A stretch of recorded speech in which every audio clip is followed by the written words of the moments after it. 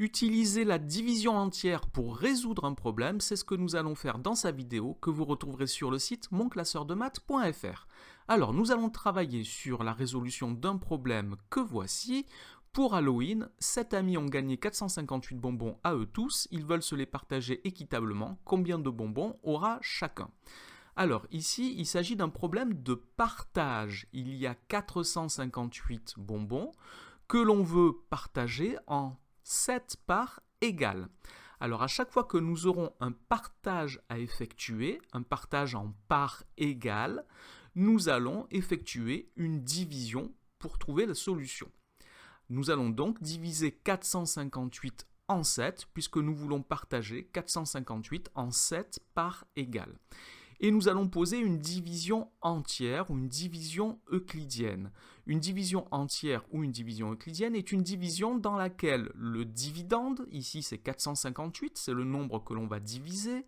Le diviseur, ici c'est le nombre 7, c'est le nombre qui va diviser le dividende. Et également le quotient et le reste, qui seront les résultats de la division. Tous ces nombres sont des nombres entiers. Ici, il n'est pas question de donner un demi-bonbon ou un tiers de bonbon aux 7 amis. On veut un nombre entier de bonbons, on ne va pas couper les bonbons en petits morceaux. Donc on va travailler uniquement avec des nombres entiers. Nous allons donc poser la division de 458 par 7.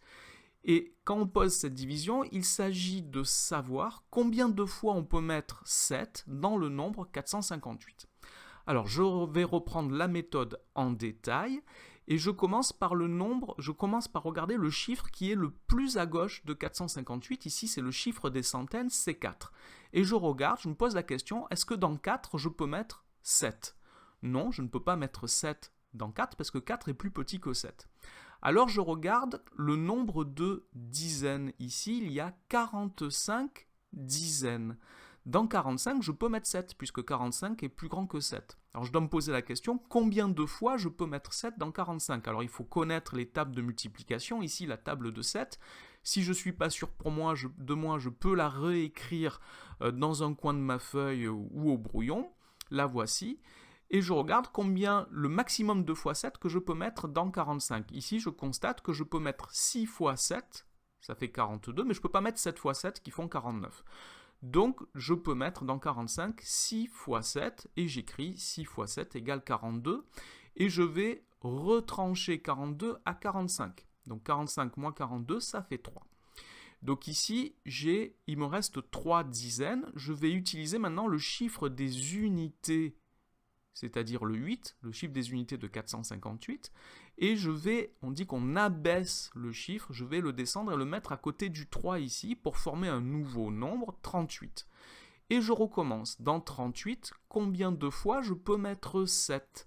Alors je regarde ma table de multiplication, le plus grand multiple de 7, plus petit que 38, c'est 35. Je peux mettre 5 fois 7 dans 38. Donc 5 fois 7, j'écris le 5 à côté du 6, ça sera le chiffre des unités de mon quotient. Donc 5 fois 7, 35, et je retranche 35 à 38, cela fait 3. J'ai utilisé tous les chiffres du dividende, le 4, le 5 et le 8, donc ma division est maintenant terminée. Donc j'obtiens deux nombres, j'obtiens 65, c'est le quotient, et il reste 3. Alors cette division, on ne peut pas l'écrire en ligne. Si on veut écrire en ligne, on écrit que 458 est égal à 7 fois 65 plus 3. Vous pouvez vérifier avec une calculatrice. On a 7 fois 65, ou 65 fois 7 dans 458, et il reste 3 dans lequel on ne peut pas mettre 7.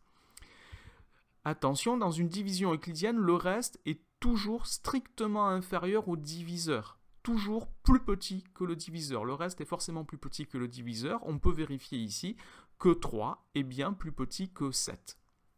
Alors, puisqu'on a résolu un problème, on va rédiger un petit peu. Donc, je vous rappelle qu'on commence la résolution d'un problème en annonçant ce que l'on cherche, ce que l'on fait. Donc ici, je peux commencer en disant « Je calcule le nombre de bonbons qu'aura chacun des amis ». J'ai effectué mes calculs et je rédige une phrase pour donner ma réponse. Les 7 amis auront 65 bonbons chacun. Donc ça, c'est le quotient qui me donne le résultat. Mais que signifie le reste, le 3 qui est ici?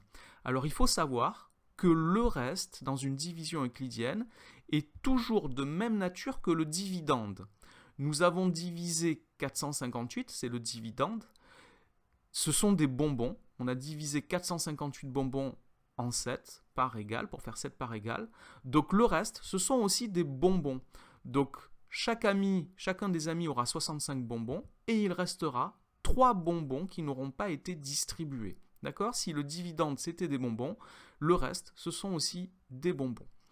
Voilà pour la résolution de ce problème qui utilise la division euclidienne. Cette vidéo est maintenant terminée. Merci de l'avoir regardée. N'oubliez pas de lui donner un j'aime et de vous abonner à la chaîne. Au revoir.